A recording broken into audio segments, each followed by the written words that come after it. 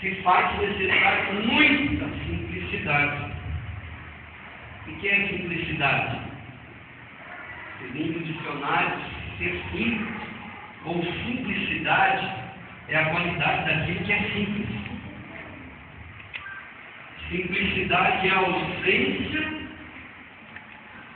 da complicação. Porém, ser simples não significa ser ignorante. Durante muitos anos, a igreja evangélica foi taxada de gente burra, ignorante. Durante muito tempo isso aconteceu. Então, ser simples não significa ser, na linguagem popular, burro. Né? Ser simples não significa ausência de conhecimento e de entendimento, e muito menos de sabedoria. Se faz necessário ser simples, porém, presta atenção, olha para mim, irmão. Uma coisa é você ser simples, outra coisa é você não ter conhecimento ou interesse para obter conhecimento para poder falar daquilo que você ainda não tem conhecimento. Como diz o pregador, uma coisa é uma coisa, outra coisa é outra coisa. Você não pode misturar simplicidade com ignorância. Para falar de Jesus se faz necessário, porque Jesus, Ele está acima de todas as coisas, acima de tudo e de todos. E é simplesmente lamentável quando nós ouvimos falar de Jesus como se fala de televisão. Se falar de Jesus como se fala de carro, de moto, de casa. É lamentável quando a gente vê falando de Jesus como se estivesse falando da empresa, fazendo propaganda do shopping tour, apresentando Jesus, a pessoa do Senhor Jesus, como se fosse uma promoção. Vem para cá, porque aqui é mais barato, aqui você faz em 3 vezes, 12 vezes no cartão. Falar de Jesus se faz necessário, porque Jesus vai acima das circunstâncias, Ele vai além. E esse Jesus que nós ouvimos falar dele, todo dia, toda hora, na TV, na rádio, nas igrejas, aqui nessa igreja também, nós não podemos esquecer que Ele é o Senhor da vida. E eu não posso falar dele de qualquer maneira.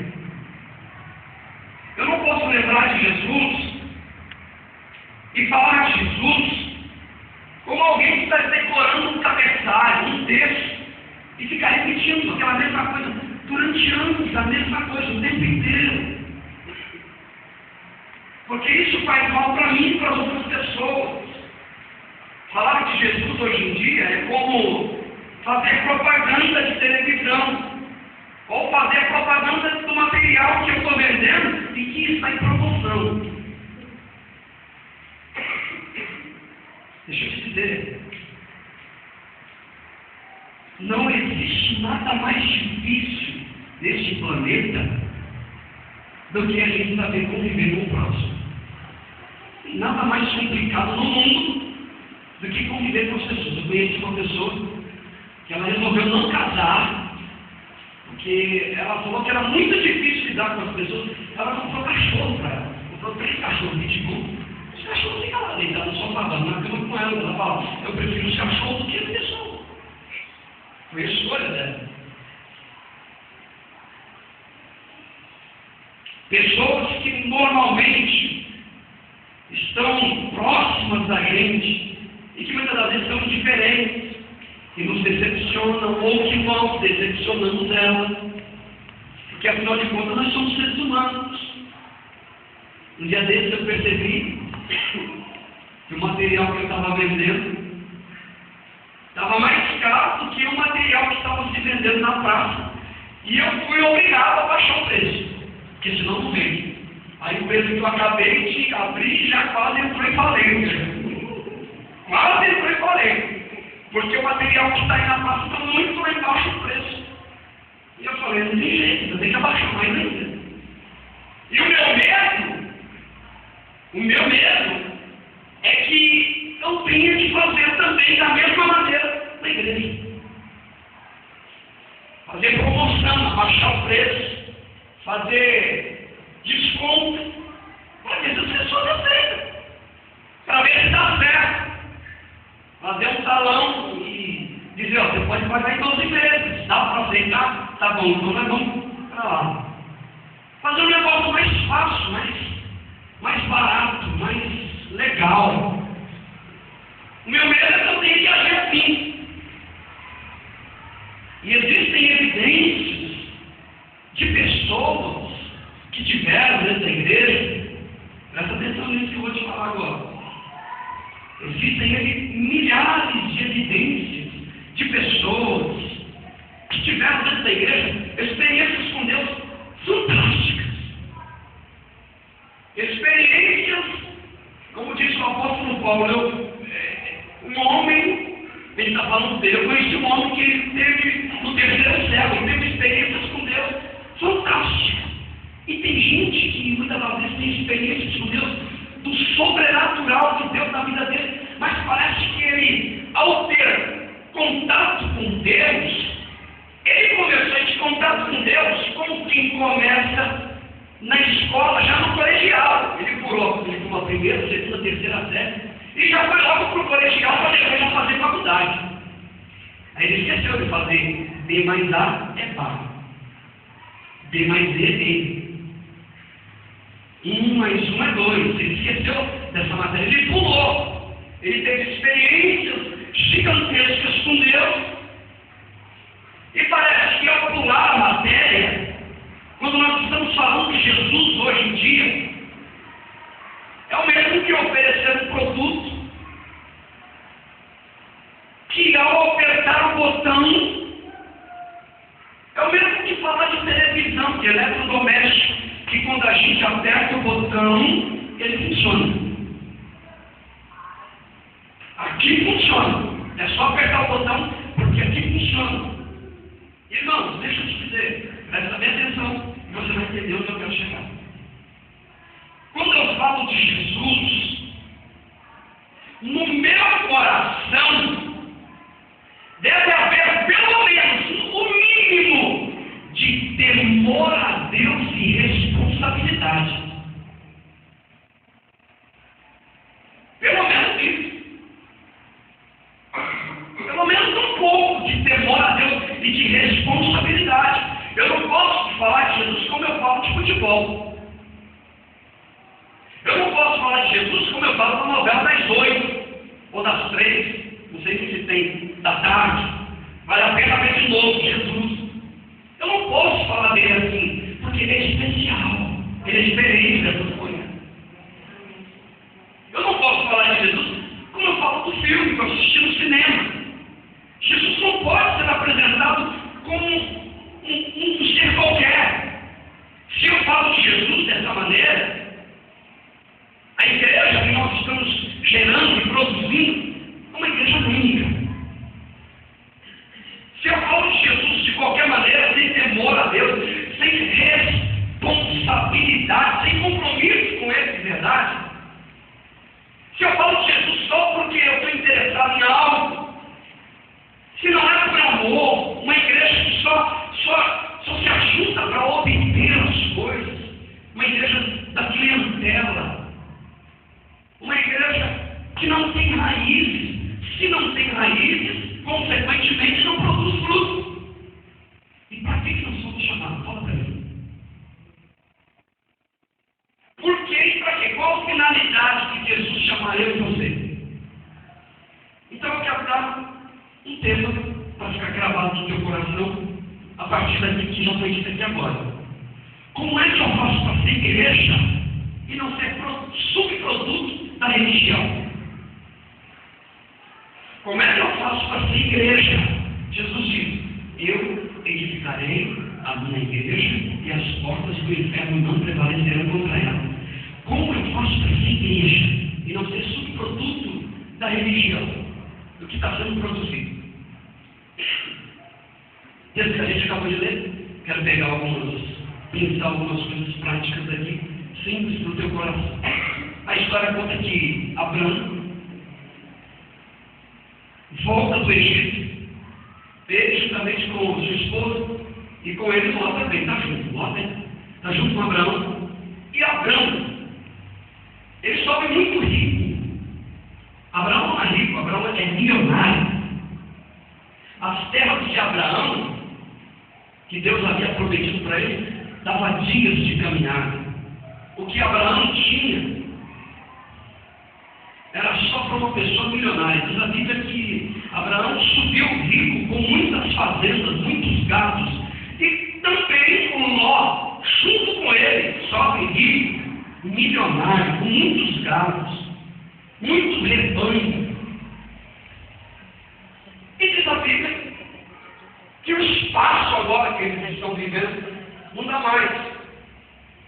A terra que eles possuem agora não consegue mais suportar a quantidade de pessoas, de gados que tem ali.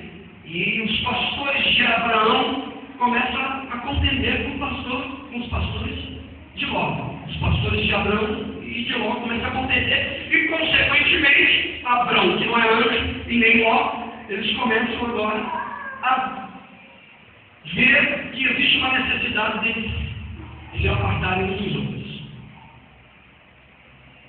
A fazenda é muito grande e eles se separam. Abraão diz para Ló: Ló, escolhe, você quer ir para a direita, eu vou para a esquerda. Se quiser ir para a esquerda, eu vou para a direita, para mim.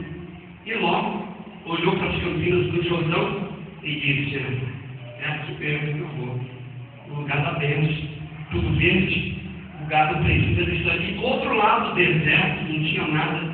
Foi exatamente isso que aconteceu. Porque Abraão entendeu que eles não podiam contender, porque os dois eram irmãos. Primeiro lugar, como é que eu faço para ser igreja que não seja subproduto da religião? Primeiro lugar, guarda nós dentro do teu coração. Tome cuidado. Muito cuidado com as tuas bênçãos. Tome muito cuidado com as tuas bênçãos. Versículo de número 6. E não tinha capacidade a terra para poderem habitar juntos, porque a fazenda deles era muito grande. O que é que está causando contenda entre Abraão e Ló? São bênçãos. Lembre, as bênçãos de Abraão e de Ló estão rompendo o relacionamento que eles têm agora. A riqueza de Abraão e de Ló está causando contenda e divisão entre os pastores de um e os pastores do outro. Na medida que Abraão e Ló eles vão enriquecendo, eles vão se afastando uns dos outros. Na medida que eles vão sendo abençoados, há atritos e contenda entre os pastores deles. A bênção não uniu eles. A bênção separou-os. A prosperidade deles não ajuntou eles, separou eles. Me lembro da história de um velho pastor. Presta atenção. Um velho pastor que foi chamado na casa de uma mulher para aconselhar a família, porque a família estava em pé de guerra, o marido havia ido embora, arrumado uma garota mais jovem, e etc. Chamou o pastor foi lá orar. Quando chegou na casa, o pastor olhou assim e disse: espera aí, o que eu estou fazendo aqui? A casa começava num quarteirão e virava esquina e virava na outra. Ele falou: mas espera aí, por que eu estou aqui? Ele dizia que contou pelo menos 5, 6 carros na garagem. Para que eu estou aqui? A mulher chamou ele, a esposa dele, sentaram junto. Ele falou: pastor, senta aí. Eu preciso conversar com vocês. Pastor, maldito foi o dia que entrou dinheiro dentro dessa casa. A nossa família era tão unida, pastor. A nossa gente andava junto, era um ajudando o outro. Mas teve um dia que o meu marido, que já tinha uma empresa, ele tinha um comércio, ele estava com 100 carretas nas estradas, e do porto até o local de entrega, deu uma virada, uma análise no produto que ele estava trabalhando. E o produto que ele estava comercializando do porto até o local aumentou 8 vezes que o homem ficou rico da noite para o dia. E nunca mais na nossa vida foi a mesma. Os filhos estão nas drogas. Meu marido arrumou uma garota mais jovem, montou uma casa para ele, desapareceu de casa. As meninas estão jogadas por aí. Nós vivíamos uma vida tão boa. Eu vou repetir. Se você quiser ser igreja, tome cuidado com as suas bênçãos. Quando nós sabemos lidar com aquilo, quando nós não sabemos. Quando nós não sabemos lidar com aquilo que Deus nos dá, nós somos laçados por aquilo que nós conquistamos. Se torna uma armadilha contra nós mesmos. Se nós não soubermos lidar com aquilo, com a bênção que Deus nos deu, a bênção de Deus pode conspirar contra a vida da gente.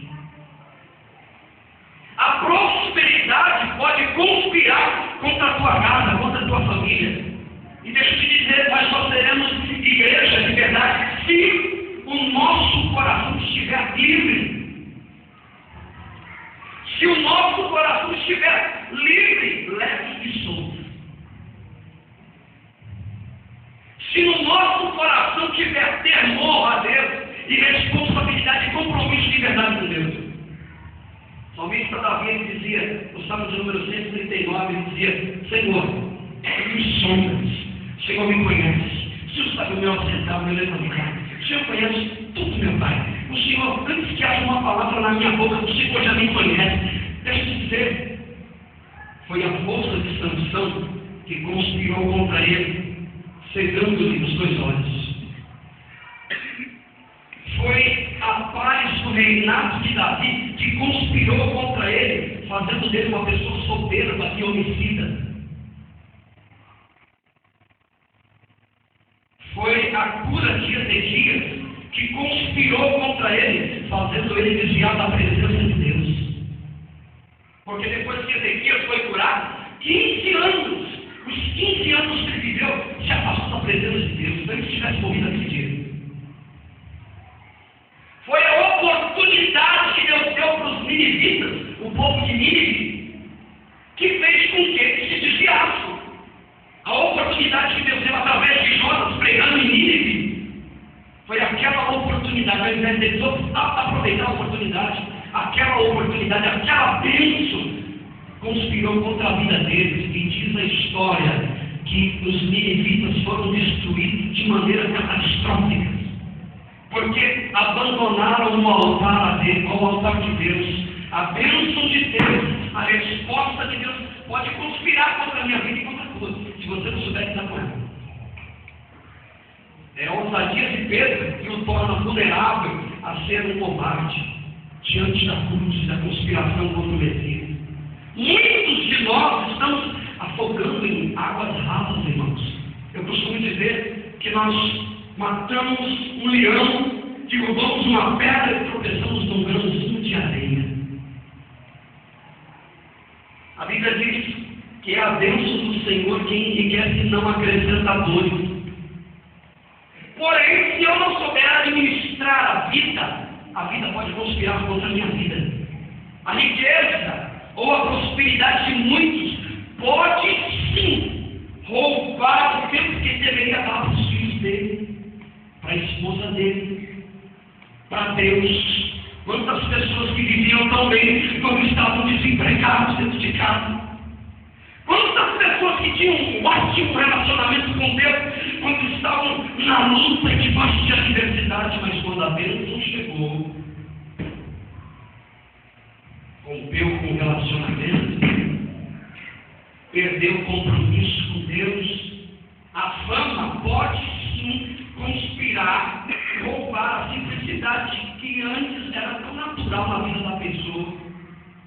A pessoa era humilde, era simples, era verdadeiro nas suas palavras. E deixa eu te dizer uma coisa: tome muito cuidado com as suas ambições. Dia desses eu vi um pastor dizendo: você tem que ter ambição. Eu não sei até onde ele queria chegar com isso. Tem que ter ambição.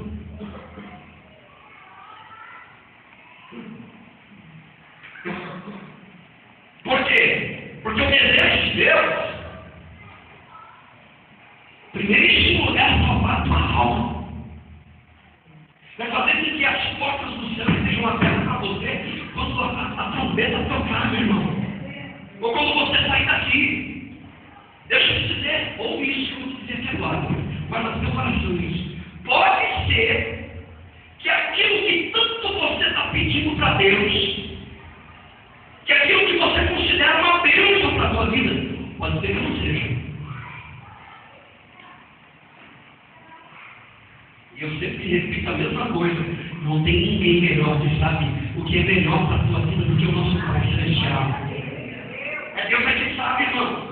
A Bíblia Sagrada diz em Provérbios, capítulo de número 4, versículo 18, diz assim: mas a vereda do justo, ela é como a luz da aurora, que vai brilhando cada vez mais até ser dia perfeito. O meu coração não pode estar preso a nada. A minha vida tem que estar atrelada a Ele. Por isso que Provérbios capítulo 4, versículo 23 diz assim: sobre tudo que se deve guardar, guarda o teu coração, porque é dele que procede a saída da vida. Guarda o teu coração, irmão. Guarda a tua alma, irmão. Guarda a tua alma, o teu coração, de ficar desejando além daquilo que você precisa. Porque tem coisa que você não precisa. É cumprindo as coisas que você não precisa. Em primeiro lugar, tome muito cuidado com as suas bênçãos. É bênção, mas pode respirar toda a tua vida. Pode destruir o teu casamento, pode destruir com o teu lar, com a tua casa.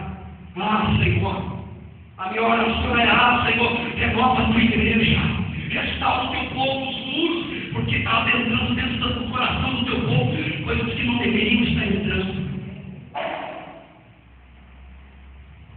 Segundo lugar, bênçãos, prosperidade pode sim interferir nos teus relacionamentos e conspirar contra a tua vida. Bênçãos e prosperidade pode sim conspirar contra os teus relacionamentos, interferir dentro da tua casa e destruir sim para a tua família. Pastor, que negócio é esse? Olha o texto. Houve divisão, houve contenda por causa de quê? Por causa de pobreza, porque das dívidas? Não, por causa de Deus. Era muita riqueza, era muita abundância daquilo que Deus estava dando, mas não soube administrar direito. Não soube lidar. Antes, era um olhando para o outro, de baixo para cima. Né? E um olhando para o outro, de baixo para cima. Sim, senhor. Sim, senhor. Agora os dois estão nivelados. Os pastores estão brigando e contendendo entre si. Faltou respeito. Irmãos, quantos casos nós temos em tantos lugares por aí, que enquanto estava tudo indo de mal a pior, o marido e a mulher davam a mão, os dois estavam juntos. A igreja estava unida. Mas depois que Deus superabundou e abençoou, houve divisão, houve contenda dentro das igrejas, houve divisão no casamento, houve divisão dentro das empresas. Enquanto estava indo tudo de mal, eu estava todo mundo dando a mão, vamos, pede ajuda, pede oração, vamos juntos. Agora os dois estão iguais. A contenda entre eles. Não há mais convivência, não tem mais espaço, um para o outro tem que dividir, tem que ir embora. Eu conheço casamentos que enquanto estava indo de mal a pior, estavam numa dificuldade terrível. Os dois estavam juntos. Quando o camarada arrumou um serviço na multinacional, ou quando ela conseguiu um emprego lá, a primeira coisa que fez foi separar. Eu não estou falando de um caso aqui, outro não. Estou falando de tantos casos que acontecem. Bênção no trabalho, dinheiro, fartura dentro de casa. Deixa eu dizer, da você aqui hoje, nessa noite. Aprenda a conviver com a prosperidade, com a bênção, com a alegria do outro, sem desejar. Aprenda a conviver com a prosperidade do outro, sem desejar o que ele tem. Sem inveja.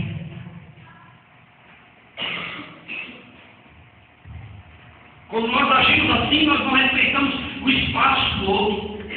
O nosso relacionamento só é saudável se nós aprendemos a respeitar as diferenças, os limites, os sucessos, as conquistas dos outros. Deixa eu te dizer uma coisa, guarda no teu coração. Essa matéria não pode circular. Essa matéria, essa algo você não pode faltar. Você não pode querer andar com Deus e começar lá no colegial ou faculdade. Tem que começar na primeira série, no prézinho. Tem que engatinar, começar a brincar com as crianças primeiro e devagarzinho tomando o seu lugar para ter raízes. Raízes com Deus. Sabe por que você não pode perder essa matéria? Porque por mais que você tenha experiências sobrenatural com Deus, ainda assim, por mais que você prospere, por mais que você cresça, por mais que eu conquiste, ainda assim eu posso ouvir a voz de Deus dizendo de que adianta o homem ganhar o mundo inteiro e perder a sua alma. Que adianta? Eu já vi e já presenciei, você também, alguns de vocês, não só casamentos, mas famílias inteiras, sociedades sendo divididas. Tem um provérbio que diz que quem tem sócio tem patrão. É uma coisa que eu não aconselho para ninguém. Só uma sociedade, casamento, pronto.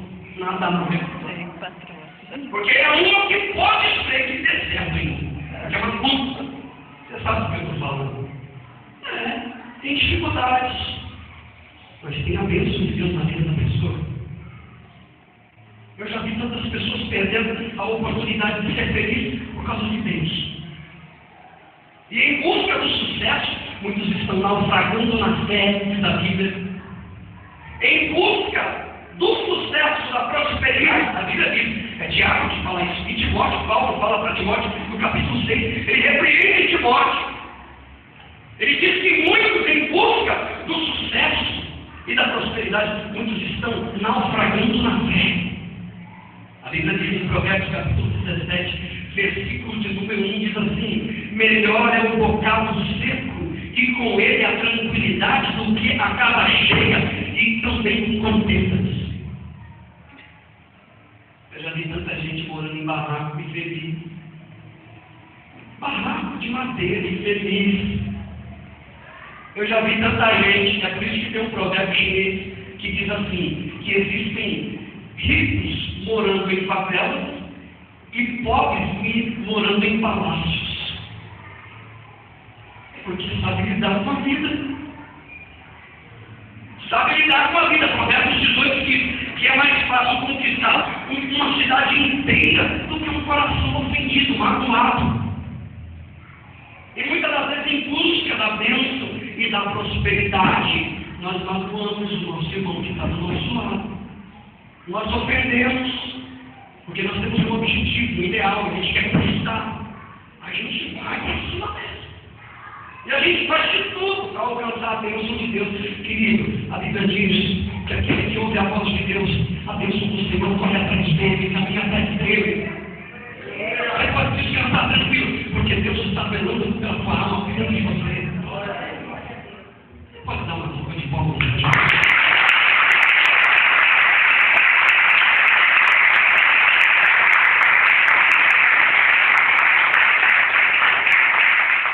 Olha o que diz o texto.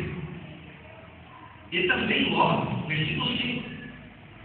Quem ia com Abraão tinha rebanhos de vacas e tendas, e não tinha capacidade até para transportar os dois habitando juntos, porque a sua fazenda era muito grande, de maneira que não podiam mais habitar juntos. Terceiro lugar, você precisa de ouvir isso. Tome muito cuidado. Tome bastante cuidado para que os teus desejos não cresçam na mesma proporção que a sua prosperidade.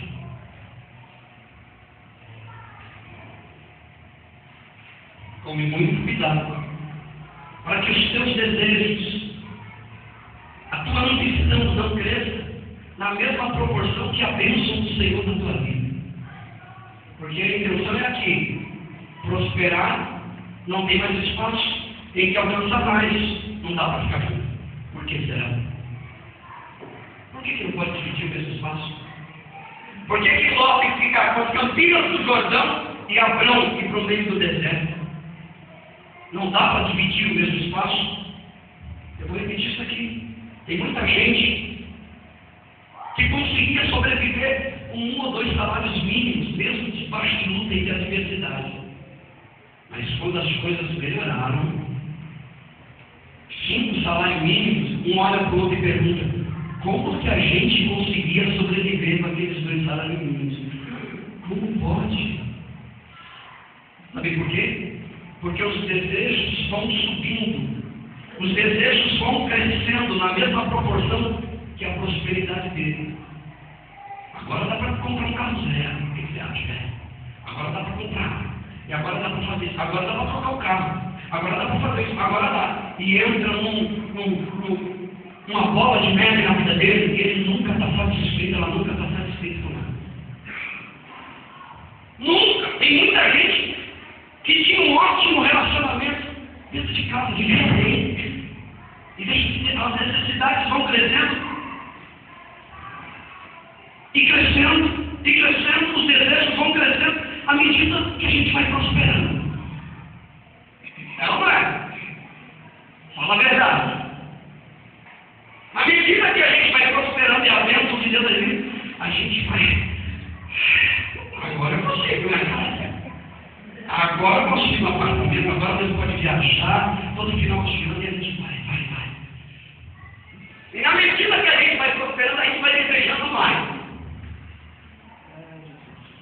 E nesse desejo, a gente vai sucumbindo, não tem mais tempo. Os relacionamentos são rompidos muitas das vezes. As nossas dificuldades relacionais nascem dos nossos desejos e vão crescendo à medida que nós vamos sendo abençoados. Mais abençoados nós vamos, mais acomodados nós vamos ficar, mais tranquilo. Aí quando vem o medo, só volta para a igreja, às vezes volta até para casa, que estava longe do marido, longe da esposa, se reconcilia, alguns casos assim, outros não. E com isso, nós vamos sacrificando o tempo que a gente devia ter para a nossa família, para a nossa casa, para os nossos que estão perto da gente, para Deus. Você quer bênção maior do que está dentro da casa de Deus, na presença de Deus? Você quer a bênção maior do que está feliz, satisfeito com aquilo que você tem? Isso é bênção de Deus.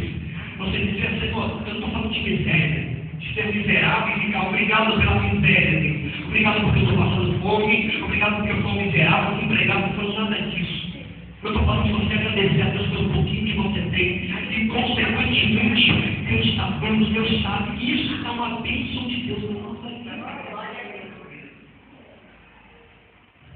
Provérbios, capítulo de número 10, e versículo de número 24, diz assim: o temor dos ímpios virá sobre ele, mas o desejo do justo Deus cumprirá. Diz Provérbios 11, versículo 2: vindo a soberba, virá também a afronta, mas com os humildes está a sabedoria. A Bíblia diz: a sabedoria ela é suprema. Busca a sabedoria com todas as forças que você possui. Busca o entendimento. Diz a Bíblia em Timóteo, capítulo 6, versículo de número 7, diz assim: nada trouxemos para este mundo, e verdade é que nada dele também levaremos. Você não vai levar nada, irmão. Viva com o que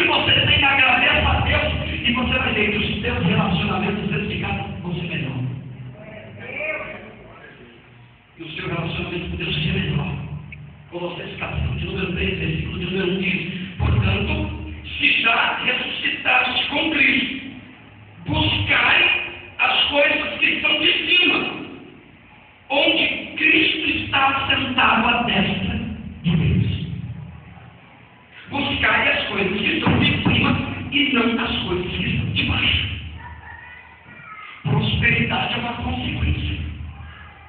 A bênção do Senhor é uma consequência daqueles que o amam, daqueles que nele esperam. Deixa eu te dizer, ergue a tua cabeça, eleva os teus olhos, porque o Deus que te chamou, Ele tem reservado algo para você, e o que Ele reservou para você, ninguém pode tomar, irmã.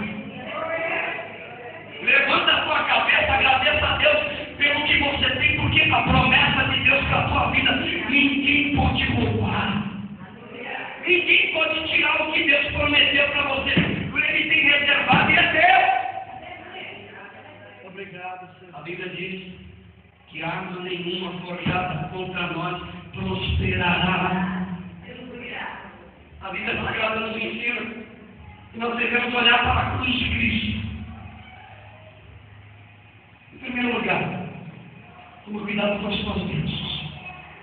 Em segundo lugar, toma cuidado, porque as tuas bênçãos podem sim interferir nos teus relacionamentos. Estamos dentro de casa, na rua, na empresa, no trabalho, em todo lugar, principalmente na igreja. Em terceiro lugar, tome cuidado para que os teus desejos não cresçam na mesma proporção que a bênção de Deus vai fazer. Porque senão você se torna insatisfeito. Ele vai te dar quanto mais bênção. Se você ainda não compreendeu isso, olhe para aquele simples Galileu que se fez pobre e atravessou as estradas empoeiradas da Galileia em busca de homens e mulheres para serem seus discípulos. Se você não entendeu isso, olhe para ele, que mesmo sendo Deus, não teve por usurpação ser igual a Deus, mas humilhou a si mesmo, se fazendo homem, se colocando na posição humilhante, deixou a sua glória. Se você não entendeu isso, olhe para ele, mesmo sendo Deus, ele se humilhou a si mesmo a fim de que entendamos que nu nós viemos a este mundo e nu nós vamos sair daqui. Volta para lá de novo. Aleluia. Se você não entendeu isso, olhe para a cruz.